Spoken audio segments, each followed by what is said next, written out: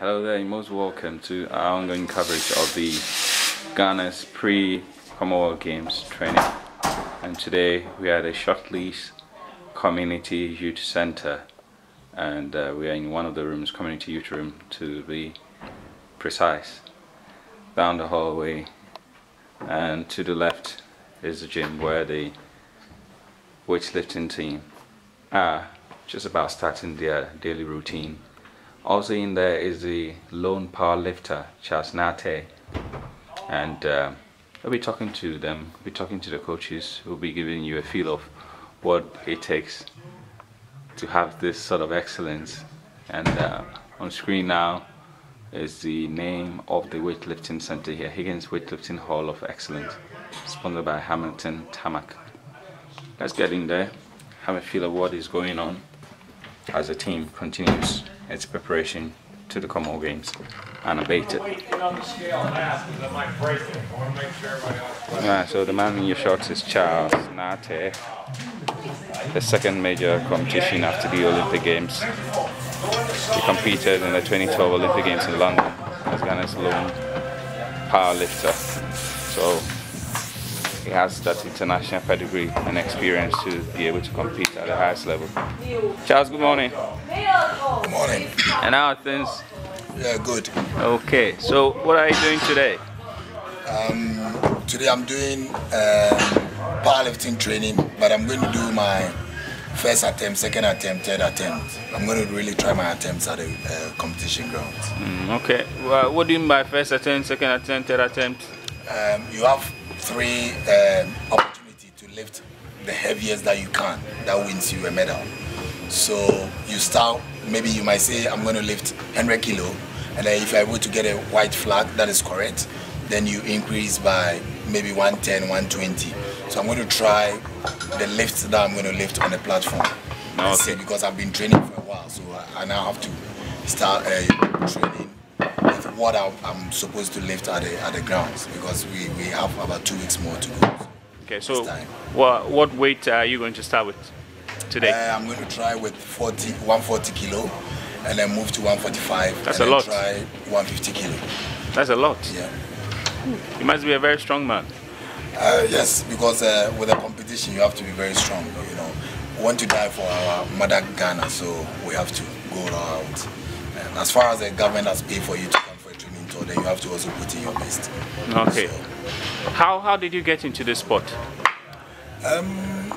It's a very long thing, but then I got into the sports after schooling, and then I once upon a time listened to a radio whilst I was lying in the sitting room, that's the living room, and I heard a news saying if you are disabled or physically challenged and you want to do any sports, you come to the National Sports Authority, and then they will try you on other sports events. So when I went, actually I was then doing this bodybuilding exercise with friends, you know, at their backyard, at their garage. So I had an interest. So when I went and then they introduced me to such a similar game, I said no, let me choose the powerlifting, because that's what I really love. And I've been doing it for a bodybuilding, you know, with the guys who want to try and then wear some shirts and then push our muscles up. So that is how I got into it, and then I'm really enjoying it, because I started doing it before I realized it's a sport that can take me to a higher place. And it definitely took you to the Olympics. Yeah, to the Olympics, to the Indian Commonwealth Games. So this is my second Commonwealth Games. So, and then I've been to other international competition in London, which I've won gold, bronze, and so on. So I'm now going to win, let's say, an international medal, that's the Olympics or the Commonwealth. So I'm hoping to get something from the Commonwealth. That's the aim. For young people watching this, what would you say is a secret to, you know, competing at the top level as you are doing? It's everybody's, let's say any sports person or any athlete, it's goal to be on the Olympic platform. That is the highest that you can go, or to be on a Commonwealth platform. So the secret for me is is to be here and then to impart the same knowledge to my people back home, to tell them that, like we always say, disability is not inability. So we can still do something. No matter how you find yourself, you can still do something to help your mother Ghana. So that is the secret. The secret is just to get the world title and then to come back home to train others to take the game on hand. Because at the moment I'm only the powerlifter in Ghana, and then I don't want to retire or go with the knowledge or the passion or whatever I have in the sports. I want to impart it to other people so that we can grow the sports, and especially on the field of physically challenged, so that my friends and brothers and sisters also have something to do as form of living or as an entertainment, that they might not think they are left alone or they are lonely in community or society. Were you born disabled? No, I had my double amputation at 1 week old, when I was 1 week old. So I wasn't born disabled, but then I had an amputation at the age of 1 week. What happened? It's a long story again. By my parents, when I was born 1 week old, you know, in Ghana, we do this naming ceremony to give the baby a name. So during that time, when I was dressed up, about an hour to start the occasion, I started crying.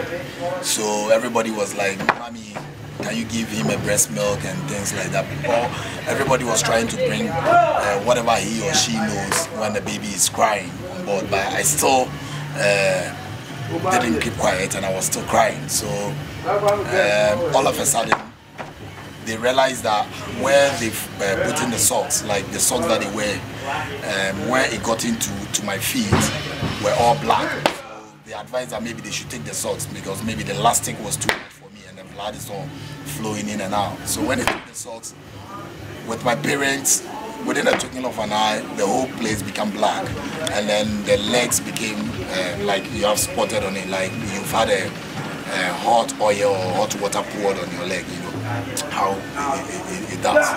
And then I was rushed to the hospital 3 days to 1 week.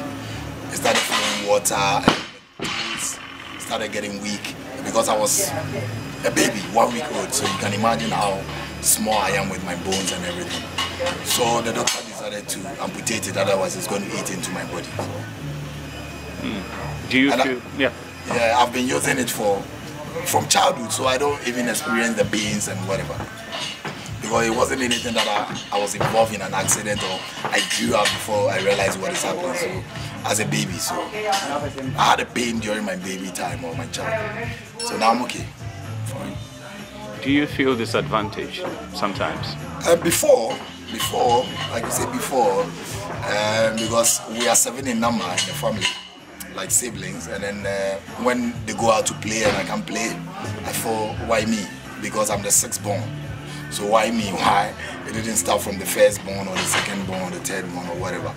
So I was thinking about that, and then sometimes when I go to school, in my school I'm the only person who put on trousers. You know, in Ghana we put on the shorts, like nika or whatever we call it. So I was the only person who uses trousers, and then my roommates or my schoolmates are like, "Oh, why do you put on trousers?" and they want to see the thing below it and things like that. I quite remember once upon a time we were playing football at school, and then I had my prosthetic legs being broken because I was trying to kick the ball and it broke the thing. And everybody was like, "Oh, look at Charles, the leg is broken and there's no blood." And you know, at that time we were all kids. I think that might be a class 4. We were all kids, and the teachers came around. At that time, it wasn't all that popular to people when you talk about prosthetic legs or artificial legs. So even the teachers were like, "Hey, what is happening? Your leg is broken and you are not crying and there's no blood coming and you are down." And you could imagine within a twinkle of an eye, the whole school were gathered around me, and I'm in the middle and I was sweating. It was a scorching sun as well. They took me home, but my parents know that's how I am. So I was sent back to home orthopedic, where I've been doing it, and then I had it replaced. So with all those things, when I come back to school, people don't want to sit closer to me because they think, "Hey, you're having an iron leg," and they were calling me with names. But when I grew up and I realized disability is not inability, it has even more advantage than able, and I realized it's good, and I'm very happy with how I am today. And I can tell you strongly that Even if God said today, Charles, take your legs back, I'll say, God, thank you, I like this. Yeah, because I'm enjoying how I am, and I'm moving like the able does. I do everything. I drive manual car, artificial, automatic car. It doesn't matter. Whatever you want me to do, I can do it. So I think I'm able. I don't see myself to be disabled, number one. That's what I always tell people. I don't really see myself because I do everything. Even what I'm telling you now, people are going to get surprises because people don't really know this is how I am. They don't really know. So when you're on the, in that indoor room competing, do you sometimes feel that you're representing a group in Ghana, and so there's that added pressure to make sure you succeed, to make them know that, as you said, disability is not inability? Yeah, I feel very proud. Actually, I feel very proud when I step on a platform. It's not basically winning medal, but it's basically changing the mentality of people thinking that disability cannot do anything, or when you are disabled, you don't have any future. So it's not really, for me, winning medal. Though medal is okay, we are out there to win medal, but to showcase to people in the world that you can also do something. That is my major objectives. Okay, we wish you well. We'll definitely be following your routine here as you go through it. All right. And then just wish you well and give you all the support to make sure you succeed in this competition. All right, let's speak to your coach briefly. Peter, how are you doing, boss? I'm okay. Okay. Can you first introduce yourself to us? Well, I'm Peter AJ. I'm the Vice President of the Ghana Powerlifting Federation and currently a coach to the powerlifter Charles Narh. So can you give us a brief about how things have gone so far the last few weeks that you've been in South Asia preparing? Well, it's been good. As you can see, the current gym that we are in now, it's a standard for us. I can say we have everything that we need here to make sure that we have a successful training tour. And so yeah, it's been good. The weather is okay. We've almost all gotten acclimatized to it, and so it's fine. Wow. Charles talks about lifting 140 kilograms. That's really heavy. How is he able to do it? Well, it's not heavy for him. Well, I think it's with determination. To me, that is the key to success: determination and perseverance. And he's a determined guy, as he might have already told you. As he always says, disability is not inability. But even I do not consider him a disabled. I consider him a person with a disability. It's quite different from a disabled person. And so he's very keen on his training. Even on our rest days, he's pushing, so we train. And he always wants to move a step ahead of his current status. And so I think he's going to do exceptionally well during the competition. And, he represents Ghana. He will lift the flag. I can bet on that. Thank you. We don't want to take too much of your time, so we'll continue to, look at everything that will go on here, and Ghanaians certainly will wish you well. Thank you too. Okay, so now we'll just take a seat back and watch everything that will be going on in the next episode of the program.